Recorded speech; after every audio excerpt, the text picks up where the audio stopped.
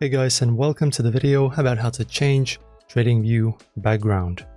So guys, actually a few years ago it was actually simpler. So for example, if you wanted to change your background, say from the white, as you can see now, it's by default white to black. You could just right click and there was a button change to black, but they kind of removed it now. So in order to change your colors in here, in general, you have two ways. You can either right click on this chart like this and go to settings, and you will be taken to this, as you can see, a little menu where you can change the colors of everything. So symbols, status lines, scales and lines, canvas. This is going to be the main thing that will change the overall color of our chart and basically the interface.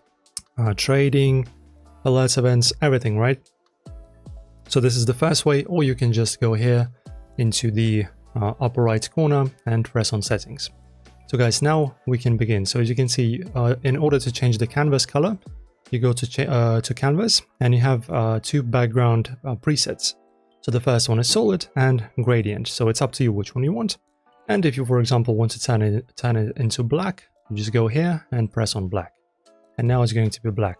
Also, as you can see, the grid lines can also be changed. Crosshair color, also as you can see, can be changed. Watermark, text color, lines, navigation. As you can see, we can just basically set the colors, but for some reason there's no actual button to change the overall theme to black, for example, which is interesting. It was available before, but not anymore. But basically, guys, if you're looking to change the colors, you can literally change almost everything, right? So you can change the colors of these little buttons.